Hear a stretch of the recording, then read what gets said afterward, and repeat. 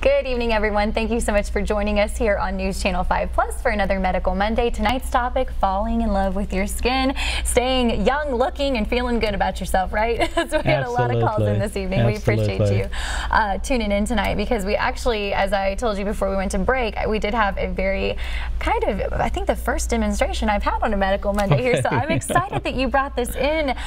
Explain to folks what we're about to see. Yes. So when people come and they're interested in getting fillers for, actually the second R is refill, a lot of times people don't fully understand what is involved with that in terms of how much product we need to use in order to get the appropriate amount of filling. And there are a lot of choices now that we have for fillers. And we're looking at some of them there that you brought tonight. And what I brought are the following. The most common type of fillers are what's called hyaluronic acid fillers, and people probably have heard of Juvederm and Restylane. But even among that name, there are different types of Restylane products and different type of Juvederm products that have different uses depending upon where we want to use it. And these are what we call static fillers, meaning that once you put it in, what you see is pretty much what you get. This is very different from two other types of fillers that I brought here. One is called Sculptra and the other one's called Bellafill. And Sculptra and Bellafill are what we consider to be actually dynamic fillers. Okay, and they're considered to be biostimulatory. And so what that means is that when we use these products, the body's response to these fillers is that it will induce a cascade of building new collagen. So you get an added benefit. It's like a multiplier effect over time. Wow. And what's also interesting about those fillers is that those fillers actually can last between 2 to 5 years now. Wow, that's a really long time compared to what most people assume. It is, and one of the things that is very good, and we always care about the safety of doing any of these procedures, is that with Bellafill, they actually presented to the FDA 5 years of data that supported the safety in their use as well as their effectiveness. So it's very good. Incredible. So let's go ahead and show us what you were going to do tonight. Now this is a typical what you call CC. Right. So when people come in and they ask for a filler, pretty much all the filler companies in general will have their products in these syringes that we call 1 milliliter or 1 cc of product. And what I have in here right now is just water.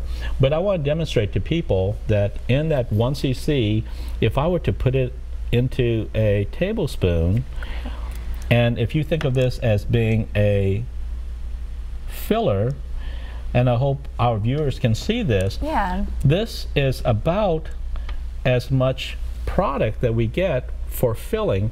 And so what people will recognize when they look at this is that actually it only is roughly about 1/4 of a tablespoon.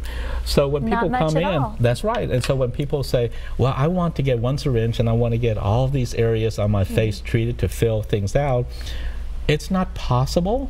And so that's one of the things that in our consultations with people, we try to explain realistically what is available, what we can do, so that the more realistic patients and consumers have about what a filler can do, the better they'll be happy with the results. Yeah, so again, I mean, it does not even completely fill up the spoon. It's really not a lot. And what is the fear of using too much? So why would they be concerned when, why do most folks ask for just the 1 syringe? Right. Unfortunately, what we see are images in the media, such as magazines and on TV, where people in Hollywood have just had too much done.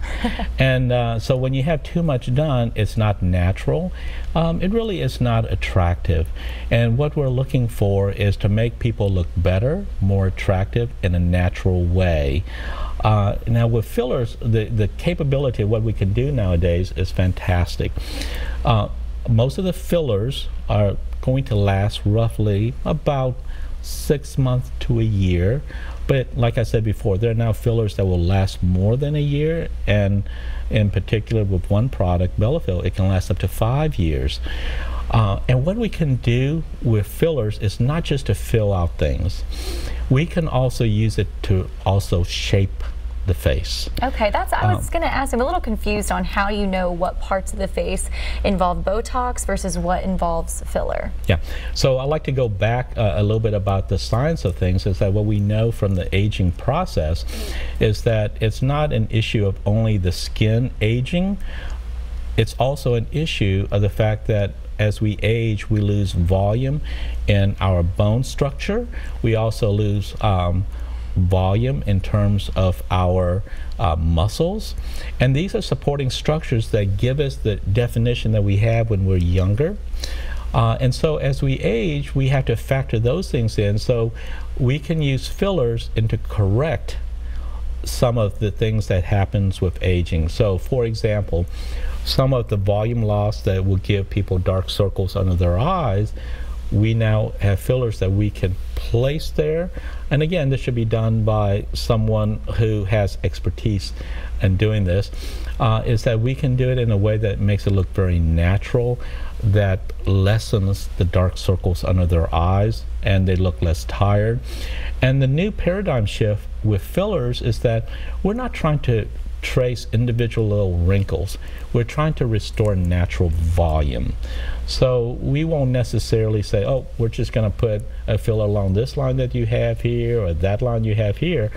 If we reinflate our face to the proper volume it was when we were younger, it will look natural and the wrinkles get less. And I make the analogy is the difference between a grape versus a raisin. Okay. And the raisins, like the aging face. I would rather be a grape. Yeah, that's right. You know, and it sounds wonderful. The almost question is why not? If we want to look younger and look better, and I think that's a majority of us as we age, and I'm sure there's folks who they don't mind, but about 90% of the population, that's I would say, does mind. So what's someone that wouldn't want this done or qualify? So one of the reasons why sometimes people also fear fillers is that they're afraid, oh, what if I don't like it? What if it doesn't look natural in me?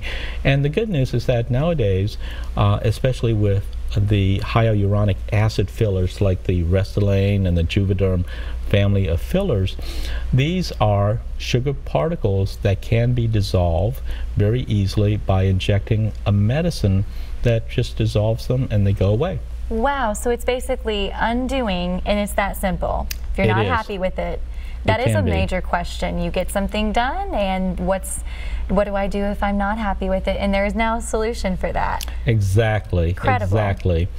And because these fillers can be used to restore volume, it doesn't mean that people have to feel that everything has to all be done in one session.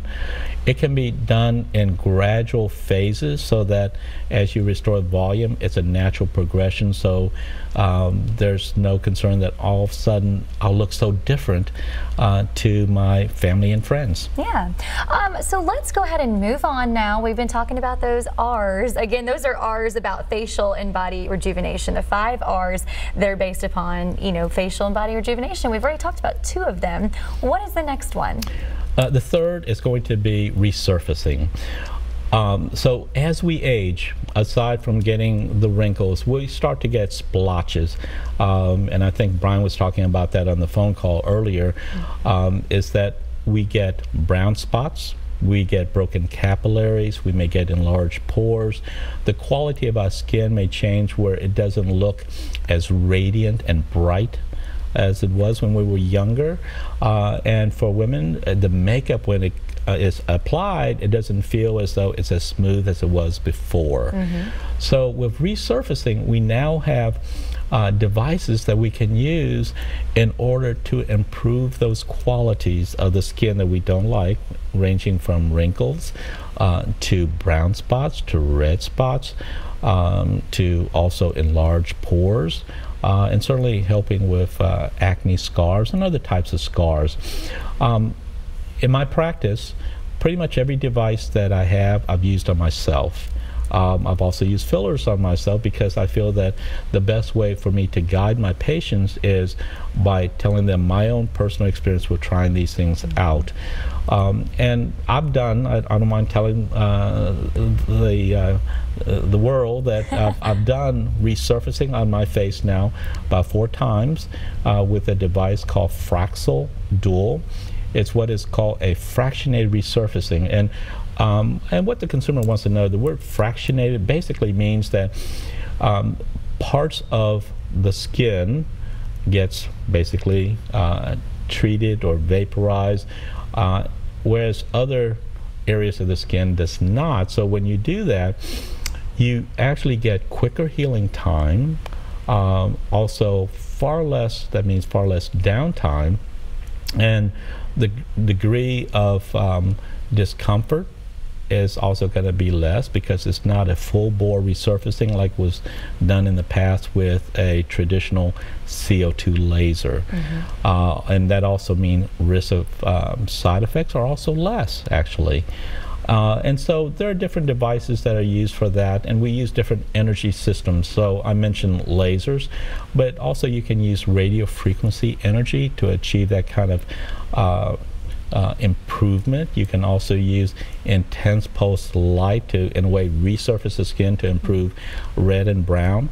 So there's a whole number of things that can be done. And again, it really depends upon consumers talking with someone who is well trained and has the expertise to guide them through all these different choices, because it does get to be bewildering. And we were joking earlier, unfortunately we could not bring in the lasers tonight. That's something we probably shouldn't do here on Medical Monday, but we were able to bring in, you know, some of the just different treatments that are out there, and a great example that you brought in for us tonight. I appreciate you doing that, because it really does give folks a better understanding of what exactly is going on inside when you kind of maybe a little bit intimidated by the process. And I do love that you do talk about, hey, I've done this myself, and who better to advocate for the fact that I know what I'm doing when you've actually, you know, done these own procedures. That's incredible to share. I think it's important to. We also like to talk about the comfort of the patients there at your practice. You all definitely put that at the very front end of your treatment. And I do want to talk next, after we get done with a quick break here again, about walk me through, I'm here, it's my very first consultation, what folks can expect. And we'll have that answer for you coming right up. Keep it right here on The Plus. We'll be right back.